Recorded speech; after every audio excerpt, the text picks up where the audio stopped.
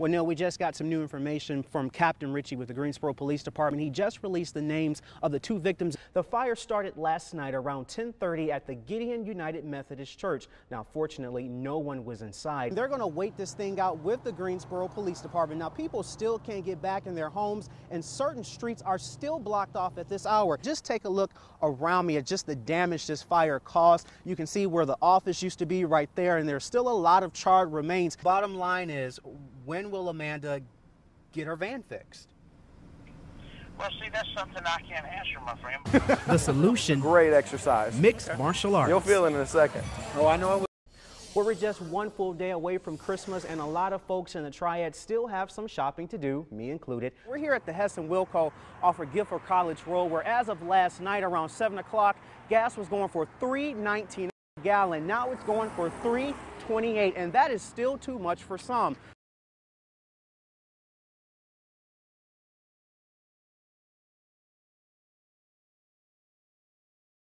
It's not the way Crystal Graves is usually greeted at the place she's called home for 2 years on Nealtown Way.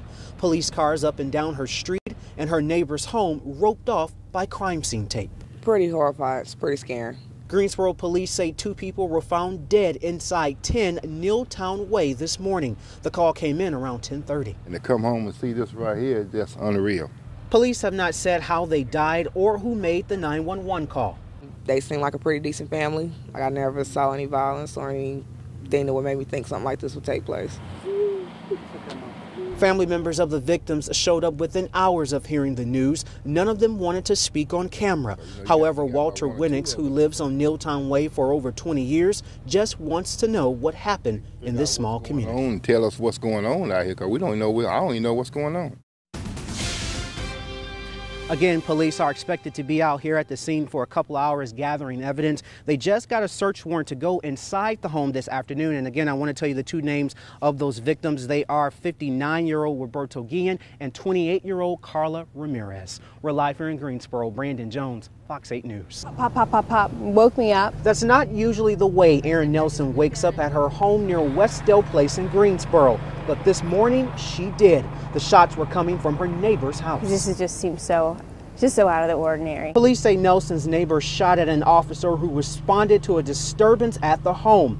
Investigators say someone called 911 after seeing the man naked on his front porch waving some sort of weapon. You don't know what kind of pain, these neighbors going through that you just don't even know about. I mean, because I would imagine, obviously, he's hurting or he wouldn't be doing this. After shooting at the officer several times, police say the man, who they won't identify, ran back into the house. Throughout the day, police used tear gas, but so far nothing has worked to get him to surrender. He's communicating with officers through a robot police got through the front door. He has indicated that he has an AK-47 in the house. We have not seen it, but the officer felt this morning that he opened fire on him with an automatic weapon. It is shocking. It is shocking.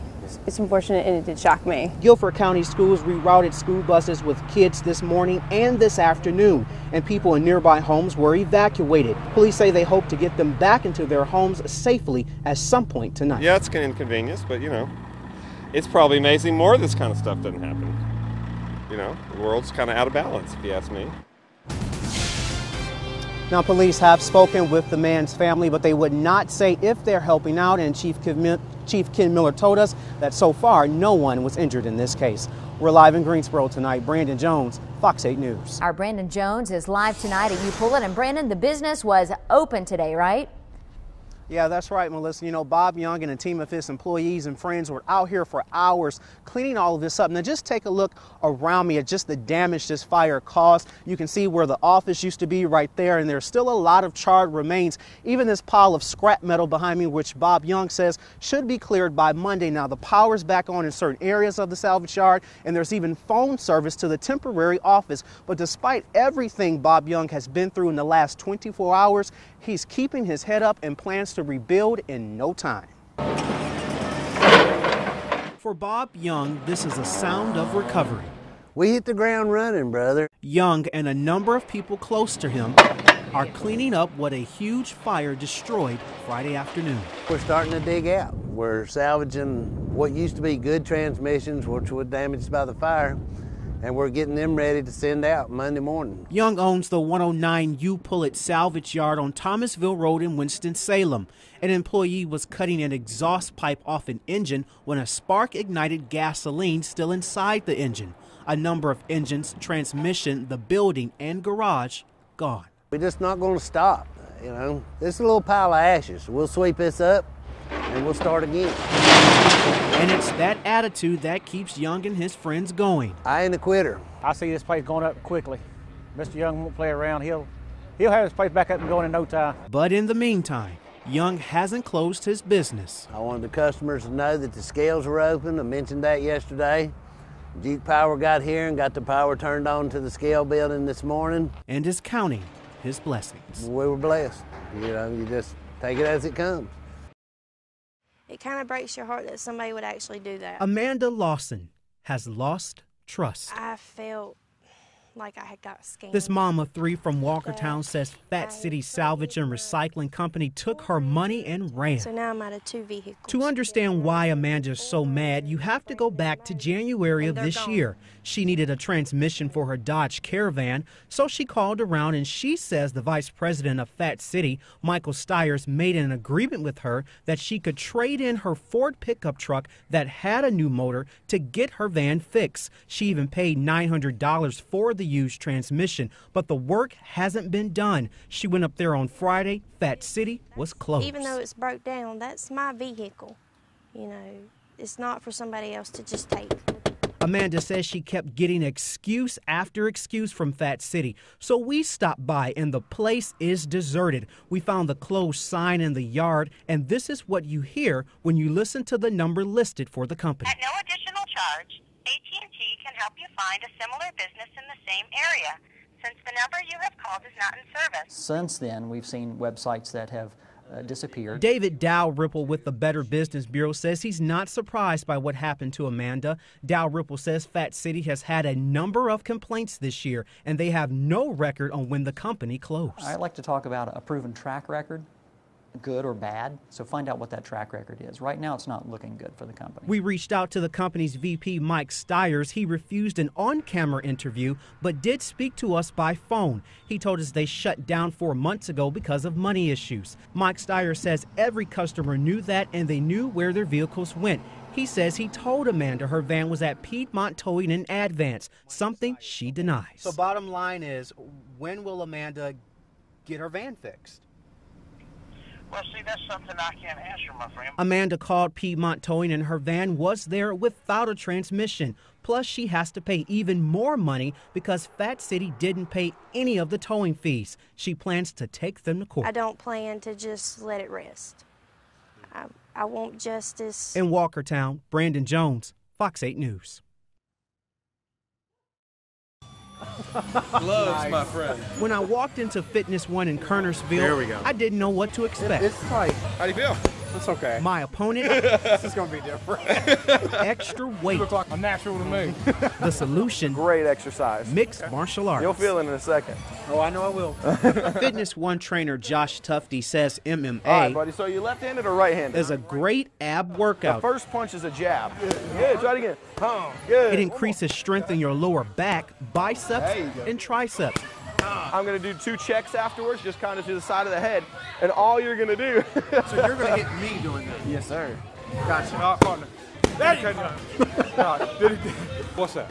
Wait, sure, you got to slow down. All right. This workout is so intense, I could almost feel the calories falling off. You can burn about 800 to 1,000 calories in a kickboxing class. Good job. All right. As opposed to a light walk on the treadmill is about 250, 270 calories. It was time to work on my jab cross movement. There you go. Yeah, he's doing good. He's doing good. It takes everybody a little while to get used to the idea of throwing punches and blocking and everything like that. Until the next round. Blocking on my punch. He's cheating. This workout makes you feel like you're sparring. Round 2. Let's go. But people of all ages can enjoy MMA, and if you do it on a regular basis, you'll become the Piedmont's newest lean ultimate fighter. You're blocking everything. In Kernersville, Brandon Jones, Ali stop. Fox 8 News. Shoulder roll, baby. All right.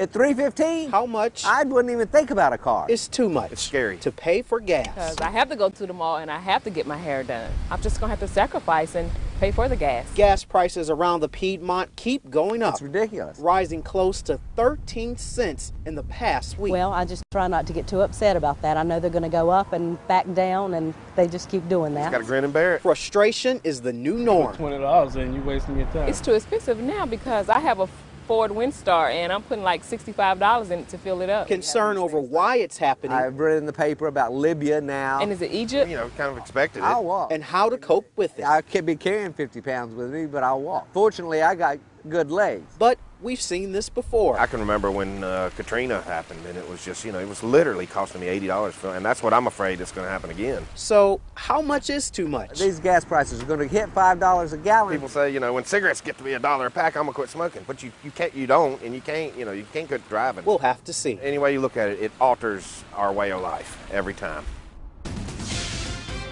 Now, some people we talk to say they've discussed carpooling to work or school and even around town if gas prices continue to rise. Live in Greensboro, Brandon Jones, Fox 8 News.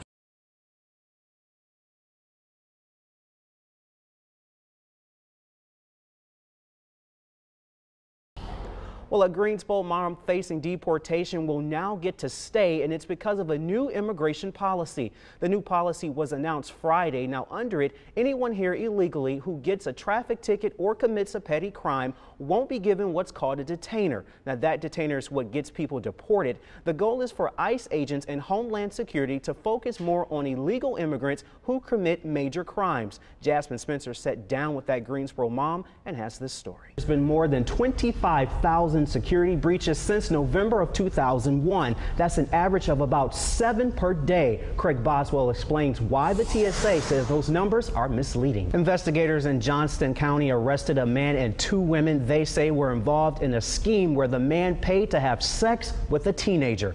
Deputies charged Johnny Thornton with first-degree rape, conspiracy, and assault. Investigators say he paid Teresa Page to allow the rape and abuse of a 15-year-old girl. Page is charged with felony child abuse by prostitution. Thornton's